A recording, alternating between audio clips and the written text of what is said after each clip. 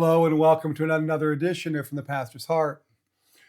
2 weeks ago, we looked at and we saw how that when the early Christians came to Rome, that they encountered an extremely low regard for human life.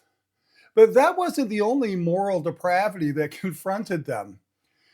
Depraved sexual relations were everywhere. And in fact, they were an integral part of the pagan culture. Christians stepped into a culture that had indeed exchanged the truth of God for a lie. And they worshiped and served created things rather than the Creator. And because of this, God gave them over to shameful lust, it tells us in Romans chapter 1, verses 25 and 26. Now, that's how Paul described the Greco Roman rejection of the natural or the moral law to the Christians a few years before Nero chopped off his head in AD 64.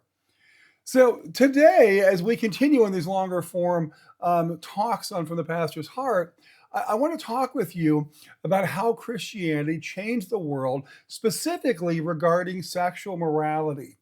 So now I want to do things a little bit different this week. I want to lump both the rationale of the early church with the practice of the early church because the two are inextricably linked. And so, just like we did before, we need to first of all take a look at the world of the early church. What do they find themselves in? Well, when we look at the morality in the world of the early church, um, first thing I want to do is I want to break down the attitudes and the behavior of the society of the Roman world into two specific behaviors. And so the first one that we see was promiscuous heterosexual sex. Historian Alvin Schmidt records Roman literature written by its own authors, such as Juvenal, Ovid, Martial, and Catullus, that indicates that sexual activity between men and women had become highly promiscuous and essentially depraved before and during the time that the Christians appeared in Roman society. In fact, the British historian Edward Gibbon says in his history of the decline and fall of the Roman Empire that the breakdown in sexual morality began after the Punic Wars, which ended in 146 BC, and by the first and second centuries after Christ, undefiled sexual intercourse, along with marital faithfulness, had essentially disappeared. In fact, not only were adultery and fornication common, but people engaged in all sorts of sexual methods, many of them obscene. Now, these sexual practices were shamelessly illustrated on household items such as oil lamps, on bowls, and even on cups and vases. Now, the aftermath of the Punic Wars broke down the one-time Roman modesty, in part because that's when the Romans first combined the Greek gymnasiums with their public baths. Before this time, the Romans, unlike the Greeks, did not believe it proper to exercise or to bathe publicly in the nude. So one must assume that there once was a similar modesty regarding the open portrayal of various human sexual acts. Now, the result was widespread licentious sex practices that threatened the institution of marriage.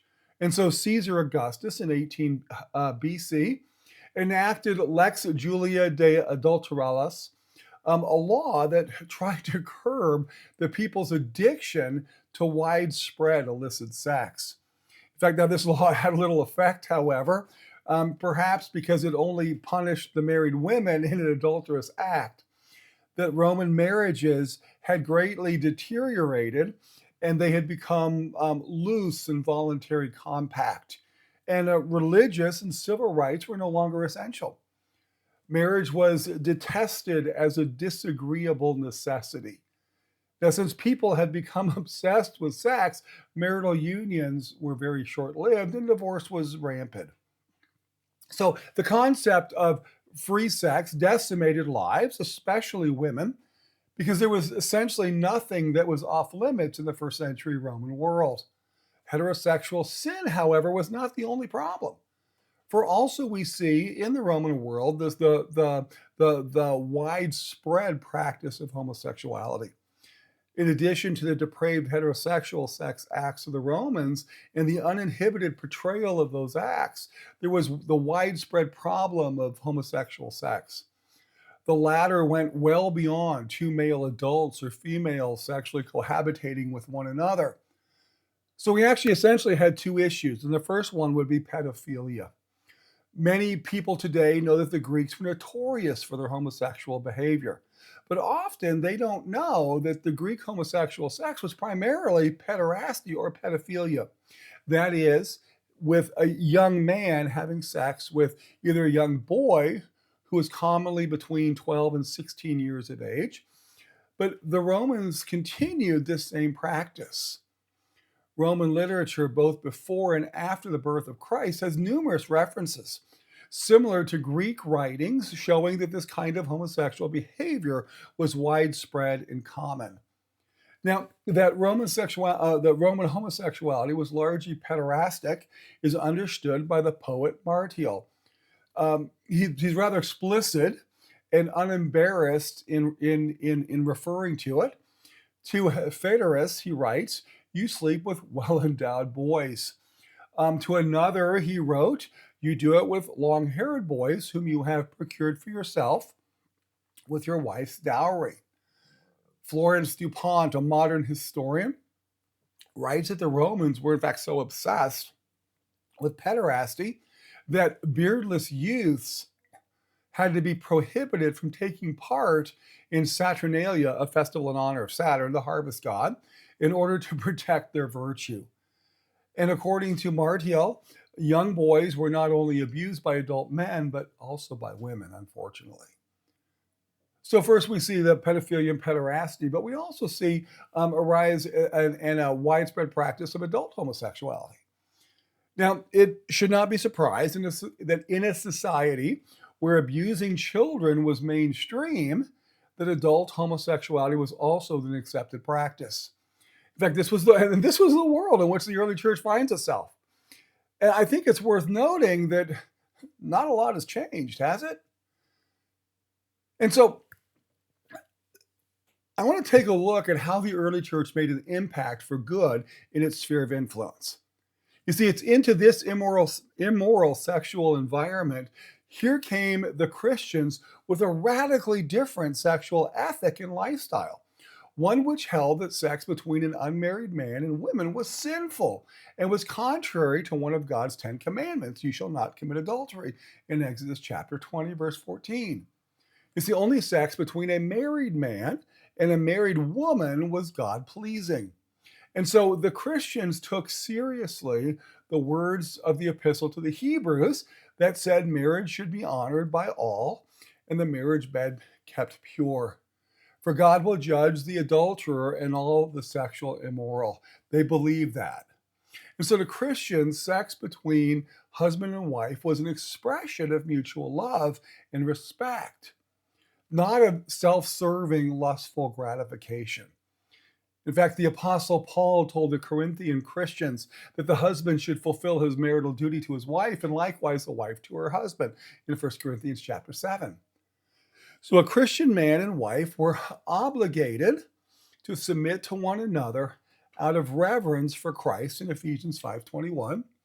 And similarly, Peter told husbands, be considerate as you live with your wives and treat them with respect in 1 Peter chapter 3. So not only did Christians contend that sexual relations had to be confined to marriage, but they also believed that married couples became one flesh in Ephesians 5:31. Then this was a very radical idea in the first century. It was this belief that they had that they acquired from their Jewish ancestors, and which was also affirmed by Jesus in Matthew 19. For when God instituted marriage at the time of creation, he told Adam and Eve that the husband and wife would become one flesh, one new toledot. Now, this one flesh concept required the married couple to be totally faithful to each other, contrary to the pagan Roman view. Christians saw sex outside of marriage as sinful and wrong. And extramarital sex was not just unfaithfulness to one's spouse and to God, and God's command not to commit adultery, but it also violated the one flesh concept. Now, a second century document describes how the early Christians differed from the pagan Romans by confining their sexual behavior to married life. It says they, the Christians, marry as do all, they beget children. They have a common table, but not a common bed. The epistle to Diogenes. So, by rejecting adultery and premarital sex, they instituted a new sexual morality, one that received positive comments, even from some of the pagan observers. That Galen, a Greek physician of the second century, was impressed with the upright sexual behavior of Christians. He said that they were so far advanced in self discipline and intense desire to attain moral excellence that they are in no way inferior to true philosophers. Now, it's in this context that it's worth noting that the early Christians also believed that the sex act was not to be performed openly or graphically portrayed on various household items for others to see, as the Romans did. Sex was actually a gift from God. It was so powerful, was the Christian doctrine and practice of marriage, that Edward Gibbon says the dignity of marriage was restored by Christians. Now, Schmidt also notes the dignity and sanctity of marriage that Christianity brought to the Roman culture was mostly due to early Christian women. We saw the last time we were together that the early church appreciated the dignity and worth that Christ's teachings accorded to women, and seeing themselves as God's redeemed children, they, more so than men, understood the seriousness of their biological role as bearers of children in God's created order. And so thus the wedding rite, the precursor to the fulfillment of that role, needed to be conducted with solemnity and with reverence. Now, this conclusion is not just mere speculation. We need only recall that the pagan Libanius said that when he lauded Christian women's high level of commitment and dedication to their role as wives and mothers. I mean, what women these Christians have, he said. And so today's outlawing of pedophilia, that is an adult having sex with someone who's a juvenile, and is the result of Christianity's influence. In fact, had Christianity not entered the pagan culture of the Greeks and the Romans, where pederasty was common and pedophilia was common, widespread and accepted, it is doubtful that we would now have laws against child molestation. It can also be argued that if Christian values and influence continue to deteriorate, the resistance to pederasty will weaken and decline. And we're seeing that in our world today. Now, it's no secret that Christian values have recently declined rather sharply in many Western countries, and that along with this decline, there's been a weakening of the condemnation of child molestation. For instance, in England in 1994, the age at which homosexual sex was legal was reduced from age 21 to age 18. And in July 1998, the British Parliament again reduced such acts to age 16. In Denmark, where Christianity also lost much of its presence, the age for homosexual sex in recent years has been lowered to age 14. So lowering the age for homosexual sex has strong advocates. For example, in the United States, the North American Man-Boy Love Association, NAMBLA, with 1 million members, seeks to remove all present legal restrictions in regard to sex between adult males and boys. In fact, in 1991, the Journal of Homosexuality devoted an entire issue to man-boy homosexuality. And not one article, not one, condemned such behavior. One article even questioned the American assumption that sexual contact with an adult is harmful and traumatic to a boy. It also tried to distinguish between child sexual abuse and pedophilia, implying that the two should not be equated. And in 1998, the Psychological Bulletin, a publication of the American Psychological Association, published a lengthy article that questioned the unqualified cultural belief that adult adolescent sex is necessarily harmless, or I'm sorry, necessarily harmful. This article further stated that adult adolescent sex has been commonplace cross culturally and historically, often in socially sanctioned forms, and may fall within the normal range of sexual behaviors. Now, this statement clearly implies that if the American culture took a similar stance, pedophilia would not be abnormal or wrong. And so Christian abhorrence of homosexuality was not confined to pederasty. However, sex between two male adults was also considered abhorrent. For instance, Paul condemned men's indecent acts with other men in Romans chapter 1. He didn't differentiate between pedophilia and adult homosexual acts. Both were sinful perversions in God's eyes, according to the Apostle Paul. Now, it seems that wherever pagan values reign, as in the Greco Roman culture, there one finds widespread homosexuality. For instance, homosexuality was common among numerous American Indian tribes. Walter L. Williams, in a book that focuses on homosexuality among American Indians, or Native Americans, I guess, if we need to call them that, sympathetically notes that the Quataluí Indians of British Columbia, the Crows, the Klamath, the Hopi, the Sioux, the Navajo, and the Zuni, and the Yakuts, and other tribes in the United States all practiced homosexuality before contact with Westerners. Sometimes, in fact, homosexual acts were intertwined with the religious ceremonies that were performed by shamans. Williams not only shows a great deal of empathy for the homosexual customs of the American Indians, but also throws frequent punches at Christianity for having influenced most Native Americans or American Indians to believe that homosexual behavior is morally bad. You see, folks, the biblical condemnation and rejection of homosexuality was not a novel idea introduced by Paul or by Jude, the writer of the New Testament book that bears his name, told his readers that sexual immorality led God to destroy the cities of Sodom and Gomorrah in Jude 7. And it may be that Jesus also had this sin in mind when he referred to God annihilating these two ancient cities in Matthew 11. And so Christian opposition to the unbridled sexual sin of the Romans left its mark to this very day. The Christian ethic not only condemned adultery, fornication, and public portrayal of sexual activity, but in time brought noteworthy, wholesome changes to how people in a civilized society viewed human sexual behavior.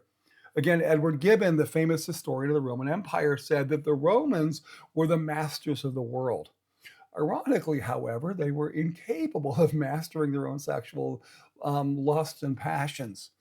Their pagan religious beliefs imposed no constraints on sensual pleasures. In fact, sometimes religious practices were intertwined with sex, as in the pagan institute of the temple prostitutes. So when the early Christians spurned the immoral sexual activity of the Romans, they were motivated by the love of Christ, their Lord, whose words told them that if you love me, you will obey what I command in John 14. And one of God's commandments told them that you shall not commit adultery. In addition, they knew from Paul's words that neither the sexually immoral, nor the idolaters, nor adulterers, nor homosexuals, offenders would inherit the kingdom of God. And they also believed the words that followed this warning. The body is not meant for sexual immorality, but for the Lord, and the Lord for the body. They also knew from Paul that their body was a temple of the Holy Spirit in 1 Corinthians 6. And it was inconceivable to them to pollute their bodies with sexual depravities, so they rejected all sexual immoralities. Now, in time, the Christian moral posture prompted the Western world to condemn and outlaw adultery, pedophilia, and adult homosexual behavior. Now, again, the moral teachings of Jesus Christ made a significant difference. this time by elevating sexual behavior to a level far above paganism. Now, obviously, the Christians were not admired for rejecting the sexual immoralities um, of the Romans. In fact, St. Augustine in the early part of the 5th century said the Romans despised Christians because they opposed their unrestrained sexual lifestyle. He wrote this in the City of God. Tertullian said that the Romans so despised the Christians that they hated the name Christian. One finds a similar hatred directed toward Christians today, given that biblically minded Christians oppose the currently growing sexual immoralities, such as sex outside of marriage and homosexuality, that they are negatively referred to as the quote unquote Christian right. Bigots, I mean, similar to the Romans. These critics do not like it when their behavior and morality is questioned and called sinful. The hateful attitudes that once were directed against the early Christians seem to be returning. And for similar reasons, despite the current attention that's given to toleration, increasingly, Christians are hated by many who advocate the hate crime laws. In large measure, they are hated because they seek to honor God and His laws rather than redefine God as our future selves. As Richard Rorty, a self-proclaimed leftist, um, believes ought to be the modern man's concept of God. So when individuals redefine God as their future selves, they no longer fear God. And so they practice whatever behavior pleases them. One is reminded of Paul's words that describe the sexual perversions of the ancient Romans, where he said, and thus God, therefore God gave them over to the sinful desires of their hearts, the sexual impurity, to the degrading of their bodies with one another. God gave them over to shameful lust. Even their women exchanged natural relations with unnatural ones in the same way. The men also abandoned natural relations with women, and they were inflamed with lust for one another. Men committed indecent acts with other men and received in themselves the due penalty for their perversion. You see, such behavior was contrary to God's natural moral law. And it was repugnant to all God fearing Christians. And by opposing the Greco Roman sexual decadence, whether it was adultery, fornication, or homosexuality, or even child molestation, and by introducing God pleasing sexual standards, Christianity greatly elevated the world's sexual morality. And it was one of the major contributions to civilization. Thank you for making it to the end of this. I know that this was not one of my happier messages, but I think it's timely because you see what the early church did is they actually elevated God's plan. They were able to make a change, and they were able to take care of a lot of the things that ended up human trafficking, all those other ills that we see in the world. Where do they come from? They come from this depraved sexual morality. And so, as a church being able to make changes, they were able to make some major, major strides in elevating the human experience. So, again, I thank you for making it to the end. I pray that as you gather with your siblings in Christ this week, that you have an incredible time in God's presence. And I look forward to seeing you again in a future video. God bless you all.